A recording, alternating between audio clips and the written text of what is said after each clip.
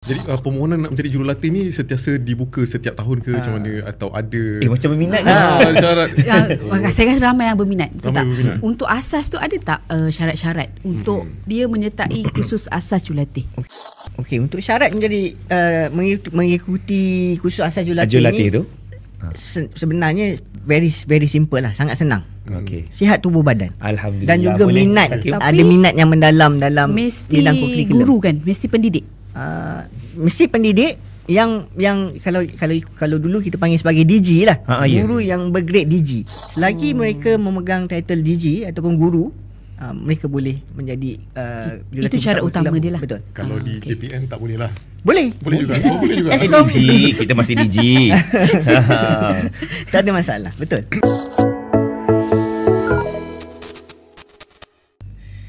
Kembali kita di episod kali ini dalam Cikgu Podcast Santai-Santai Janji Sampai, yang dibawakan kepada anda oleh Kelab Sukan dan Rekreasi Jabatan Pendidikan Negeri Johor, dirakamkan di studio penyiaran Sektor Sumber Teknologi Pendidikan Jabatan Pendidikan Negeri Johor. Dan episod pada kali ini dibawakan kepada anda oleh Kadokawa Gempak Stars, penerbit komik pendidikan terulung di Malaysia. Okey, Cikgu Nur Huda, kita nak teruskan perbincangan kita pada hari ini pasal apa? Saya rasa saya nak bertanya pada Cik Azhar. Okey. Apa yang dalam Pusat Kukuh saya dengar ada skim-skim kejuratihan kan? Boleh tak Cik Azhar terangkan lagi bagi semua cikgu-cikgu faham, sekolah-sekolah faham, apakah skim kejuratihan yang ada dalam Pusat Kukuh? Baik, saya cuba terangkan. So untuk skim kejuratihan kita ada 6 skim kejuratihan. Yang pertama adalah sebagai pembantu jurulatih. Kemudian selepas tahun 6 bulan kita akan lantik dia sebagai jurulatih pusat kurikulum lah. Kemudian seterusnya skim yang ketiga, selepas 2 tahun dia akan dilantik sebagai jurulatih kanan negeri. Seterusnya di peringkat yang lebih tinggi, selepas 2 tahun memegang title sebagai jurulatih kanan kebangsaan, jurulatih kanan negeri, dia akan dilantik dengan ada peperiksaan secara teori dan juga praktikal. Akan dilantik sebagai jurulatih kebangsaan. Dan yang kelima, peringkat yang kelima adalah sebagai jurulatih kanan kebangsaan. Dan yang paling tinggi adalah sebagai panel kejurulatihan. Jadi setiap pakaian tu dia ada, macam contohnya ada tahap 1, tahap 2. Betul. Dia ada perubahan dari segi pakaian tak, ataupun lambang-lambang yang tertentu pada pakaian jurulatih tu? Pakaian macam mana pakaian dia? Baik, setiap negeri sama sebenarnya. Kecuali yang membezakannya adalah logo-logo lah. Logo saja yang berada di baju. Kebanyakan yang lain sama. Untuk pembantu jurulatih sehingga jurulatih kanan negeri, warnanya sama, logonya sama, itu saja, tak ada yang membezakan. Ada 3 peringkat yang pertama. Tapi peringkat keempat sebagai jurulatih kebangsaan, dia akan bertukar warna. Vest vestnya akan bertukar warna kepada warna hitam. Vest dan juga seluar lah. Seluarnya juga warna hitam. Yang tadi pembantu jurulatih negeri dan juga jurulatih kanan negeri, vest biru tua dan juga seluar berwarna biru tua. Kemudian di peringkat jurulatih kanan kebangsaan, vest mereka akan berwarna merun ataupun warna merah jambu. Jadi kalau macam yang ada di studio ni macam mana? Baik, bersama kita sekarang ni adalah rakan karib saya, Cik Nasri bin Abdul Ghani, penolong pengarah pusat kurikulum, memegang portfolio sebagai kurikulum lah, memegang portfolio kurikulum. Beliau sedang mengenakan pakaian nombor 1, kita panggil dia pakaian nombor 1, jurulatih pusat kurikulum negeri Johor, yang dipakai oleh pembantu jurulatih hingga jurulatih kanan negeri. Bila pakaian ni dipakai, Cik Zahar? Kebiasaannya pakaian ni akan dipakaikan sewaktu majlis rasmi. Majlis rasmi, majlis penutup ataupun majlis pentaulihan.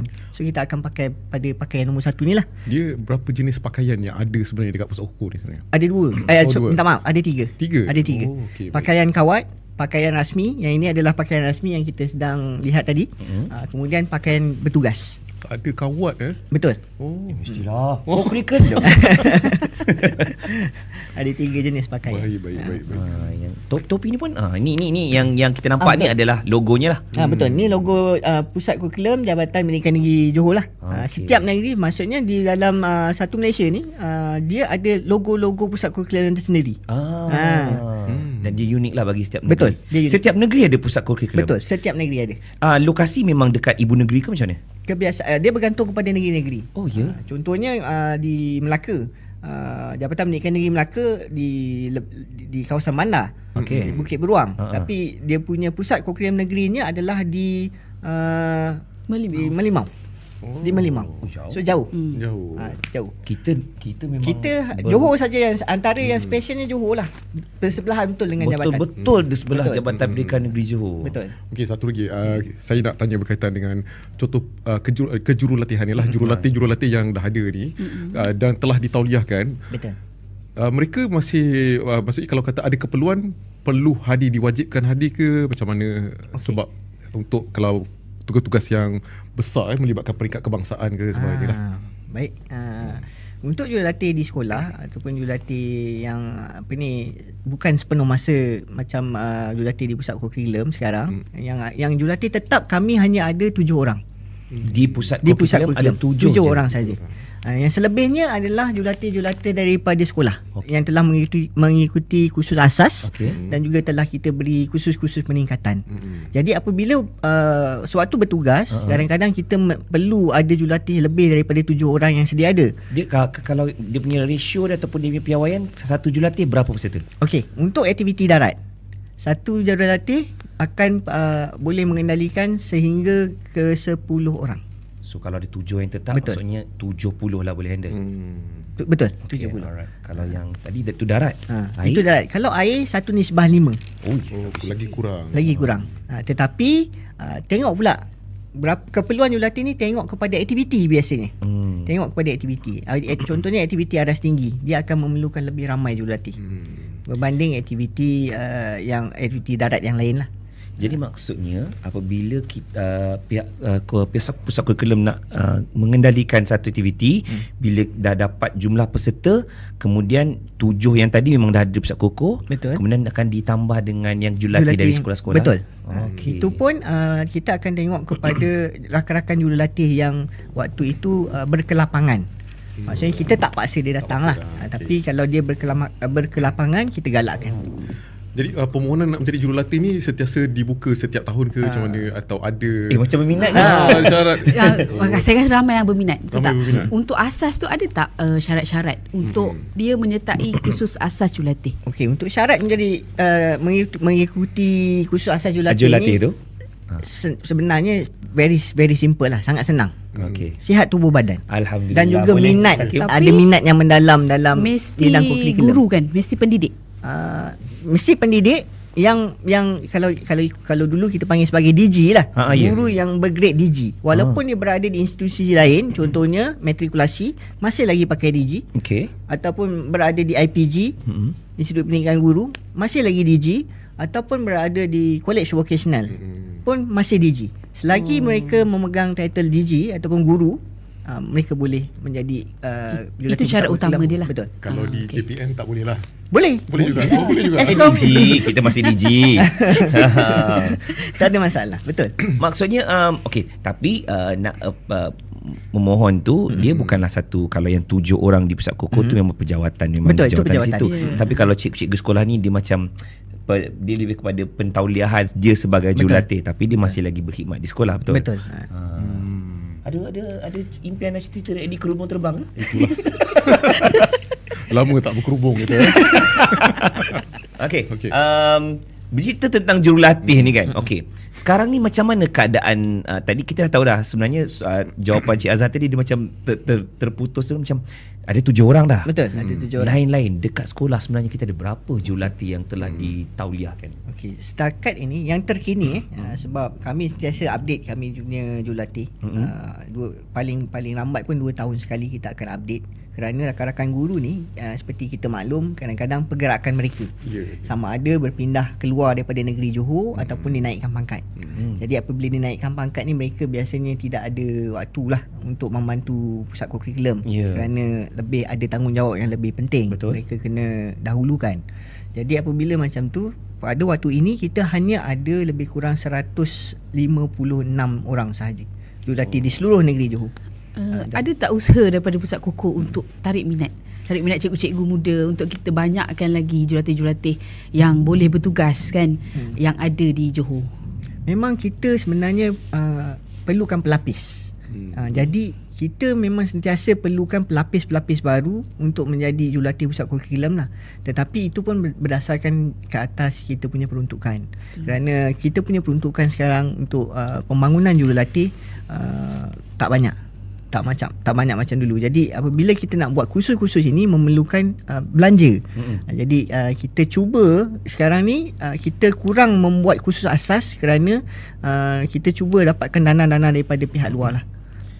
Jadi untuk menampung kos. Kursus tersebut dibuat di pusat kurikulum. Betul. Yang akan dikendalikan oleh jurulatih yang tapi dengannya lama kan masa yang diambil untuk buat kursus tu kan Cik Azhar? Betul. Kalau ikut modul kursus asas kejurulatihan, kita memerlukan 6 hari 5 malam. 6 hari 5 cikgu-cikgu tu memang akan tidur di Pusat Koko kan? Maksud saya dia berkemah di Pusat Koko kan? Betul. Di tempat yang betul. Di Pusat Koko lah. Betul. Dikendalikan oleh jurulatih tadi lah. Ya, dia dikendalikan oleh jurulatih-jurulatih yang mempunyai tauliah yang lebih tinggi lah. Maksudnya jurulatih kanan negeri ataupun jurulatih kebangsaan. Kesudahannya cikgu-cikgu ni akan diberi tauliah dan apabila melakukan aktiviti Cik Azhar dan the team, kemudian ada jugalah cikgu-cikgu yang di sekolah dipanggil sebagai jurulatih. Betul. Kita nampaklah Pusat Koko ni kira ada tim jurulatihnya, ada pasukan jurulatihnya. Tapi ada tak Pusat Koko ni sekali-sekala dia ada buat joint venture dengan dari luar ke, daripada mungkin tanah awam ke, ada tak? Untuk buat masa ni sebenarnya ada. Kita ada especially kalau yang Cik Ali cakap tadi adalah badan-badan GO. Ada, kita ada. Cuma kita punya penglibatan bersama dengan GO ni lebih kepada mereka membantu kita lah, support kita. Tapi bersama-sama yang 100% mereka buat di tempat kami, mereka akan kendalikan sendiri. Sebab mereka ada tata cara mereka sendiri kan. Tapi mereka hanya menggunakan kawasan kami lah, ataupun fasiliti yang kami ada. Cik Azhar, saya berminat dengan panel tu. Panel kejurulatihan. Okay. Saya rasa tak ramai yang tahu apa itu panel. Boleh tak Cik Azhar terangkan apa maksud panel tu? Dan saya rasa tak ramai kan panel yang ada di Malaysia. Tak ramai. Panel kejurulatihan. Panel kejurulatihan adalah individu yang betul-betul mempunyai kemahiran yang lebih tinggi daripada orang lain. Dan Johor juga pengalaman. Ada berapa orang Cik Azhar? Buat masa ni Johor kita ada 6 orang. 6 orang panel. Dan 6 orang ini adalah negeri Johor mempunyai panel yang paling ramai lah. Adakah termasuk Cik Azhar sekali? Tak, belum lagi. Saya jauh lagi. Jauh lagi. Perjalanannya jauh lagi. Okay. Tapi kan kalau buka Pusat Koko Cik Azhar, biasanya sekolah, kita ambil mudahnya sekolah lah. Sekolah akan buat aktiviti hujung minggu je ataupun weekdays biasa pun ada juga? Hujung minggu ada, dalam minggu pun ada. Habis bila jurulatih cuti? Kalau kita hanya kita tanya bila cuti? Betul. Itu kalau dulu kita penuh. Maksudnya tiap-tiap minggu, kalau setiap hujung minggu kita ada program. Okey. Tapi selepas pengarah bagi kita panduan lah, dia kata awak pun kena rehat. Jadi kita ikut balik perkeliling untuk hujung minggu. Yang Sabtu minggu pertama, Sabtu minggu ketiga, dan kelima. Dan juga Sabtu minggu kelima. Betul. Kita tutup. Tutup juga betul. Kalau dulu tak. Sebab kita sebenarnya tujuan kami, kewujudan kami ni, kita nak memberikan perkhidmatan secara kita nak peluang yang lebih luas pada pihak-pihak sekolah untuk buat aktiviti. Jadi sebab tu dulu kita buka tiap-tiap minggu. Jadi kami tak ada cuti lah. Okey. Dia macam Cik Azhar, bila kita dengar ni sebenarnya salah satunya kita pun macam macam seronok je jurulatih ni. Kalau yang apatah lagi yang mendengar penonton-penonton yang mendengar, mungkin dia akan lebih berminat. Jadi kalau berminat nak jadi jurulatih tu, macam mana caranya nak memohon? Lepas tu yang kedua, apa faedah yang dapat bila kata dah menerima sijil kejurulatihan tu kepada guru-guru muda lah terutamanya. Baik. Okey, yang pertama sekali biasanya kita akan buat hebahan. ke sekolah-sekolah. Untuk menarik guru-guru muda ni untuk menyertai kami punya kursus asas kejurulatihan. Yang keduanya, selepas kita dah tawarkan tu, kita akan panggil lah untuk kursus, dan apabila mereka dah ditauliahkan, sebenarnya bukan untuk kami. Mereka ni kita tauliahkan, berikan kursus peningkatan kemahiran. Mereka akan gunakan pengalaman ataupun ilmu yang mereka ada tu kepada murid-murid mereka di sekolah. Maknanya dia membantu sekolah juga. Betul. Membantu. Untuk bantu sekolah mereka kembali. Kita hanya berikan input, dan mereka akan sampaikan input yang mereka dapat kepada murid-murid, untuk tujuannya adalah penyediaan murid lah akhirnya. Jadi pusat kokurikulum Johor ada tak macam target untuk di negeri Johor, jurulatih-jurulatih macam mana yang kita contohnya saya ada dengar satu sekolah satu jurulatih, betul? Betul. Itu adalah kami punya sasaran. Kami punya sasaran menyasarkan setiap sekolah di negeri Johor ini ada sekurang-kurangnya seorang jurulatih pusat kurikulum negeri di dalam sekolah itu. Supaya kalau nak buat aktiviti, at least sekolah tu memang dah ada jurulatih, dan dia boleh laksanakan aktiviti tu di sekolah mereka sendiri. Kami bukan menidakkan untuk Persatuan Badan Uniform. Persatuan Badan Uniform dia dah ada silibus dia sendiri, dah ada modul dia sendiri. Kita memberi nilai tambah yang tidak ada di sekolah. Contohnya aktiviti aras tinggi. Di sekolah tak ada tower ataupun menara aras tinggi. Jadi kita ada di pusat kurikulum negeri. Jadi mereka boleh datang dan gunakan. Dalam masa yang sama, cikgu yang datang daripada sekolah itu, dia akan tunjuk pada murid-murid dia sendiri dan laksanakan program tu bersama murid mereka. Dan kita akan bantu. Kita beri peluang sebenarnya kan pada pelajar-pelajar yang mungkin tak pernah naik kerubung terbang tu kan. Jadi kita memperkenalkan. Memang kita kerubung terbang hari ni Jadi kita memperkenalkan lah pada saya lah kan. Guru-guru tu mungkin boleh berkongsi pengalaman dia. Betul. Tadi kita dah cerita pasal aktiviti tu semua. Sebenarnya pusat kurikulum JPN Johor ni kapasiti maksimum satu masa dari segi peralatan, dari segi infrastruktur, dari segi jurulatih tu, berapa maksimum boleh berada di pusat kurikulum tu?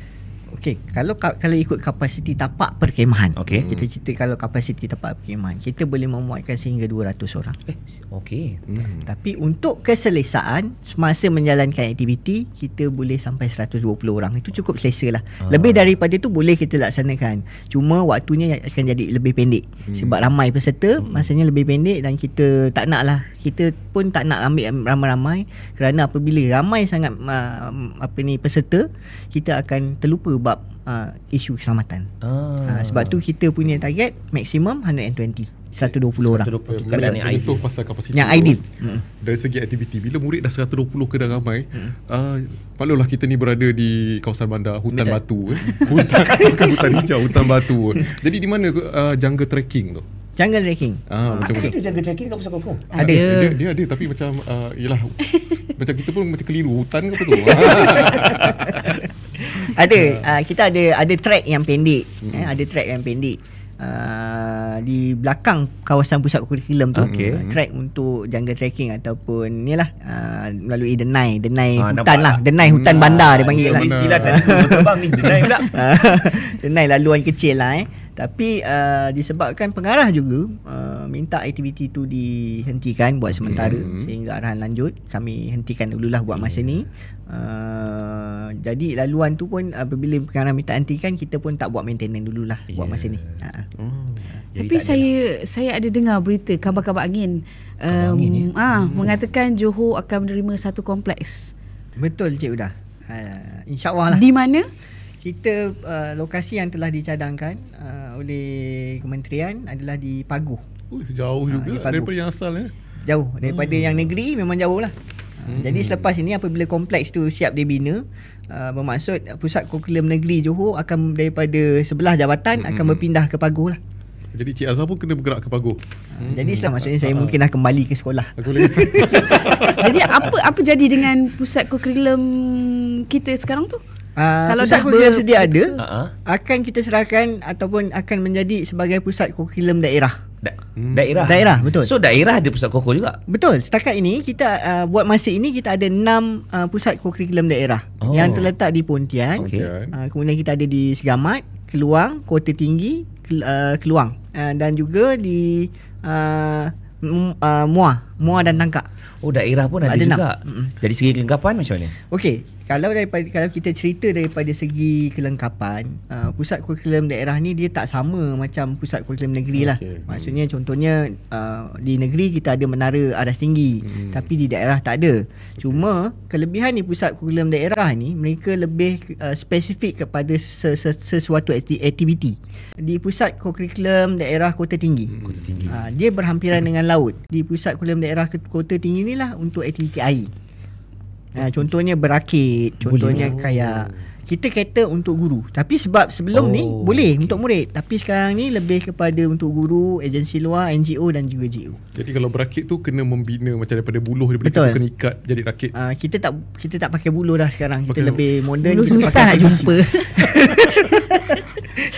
Nasib baik bukan saya yang tanya. Sebenarnya saya pun terfikir juga guna buluh. Kalau dulu mungkin lah. Kita sama kita buluh dulu. Betul. Jadi sekarang guna apa? PVC. PVC. Tapi lebih lestari alam sekitar lah. Betul. Itu pun dah kira temali atau tali temali aras tinggi juga tu. Maklulah kita kampung dulu duduk pakai buluh. Okey, kita berbalik pada paguh tadi. Saya berminat dengan isu paguh. Okey. Boleh Cik Azhar terangkan berapa peruntukan yang didapat? Apa Peruntukan lagi yang diterima yang telah diluluskan di bawah RMK ke-12. Rolling plan yang ketiga. Kita telah diluluskan sebanyak 50 juta. 50 juta untuk bina kompleks yang baru. Jadi kapasiti murid tu yang 50 juta tu lagi besar daripada yang sedia ada. Kita sekarang lebih kepada infra lah. Kita pembangunan infrastruktur. Bermaksud tanah yang diberikan kepada pusat kurikulum adalah sebanyak 150 ekar. Dan tapi kita tak akan bangunkan semua buat buat fasa yang pertama ni. Fasa yang pertama lebih kepada kita fokuskan kepada bangunan pentadbiran dan juga tapak aktiviti. Kemudian fasa 2 dan fasa 3 kemudian untuk peruntukan yang baru akan datang, baru kita fokus kepada sukan dan juga kompleks sukan dan juga kompleks kurikulum yang lain lah. 150 ekar. Di mana lokasi sebenar? Lokasi untuk pusat kurikulum yang akan dibina ini adalah laluan daripada Pekan Paguh itu menuju ke Lenga.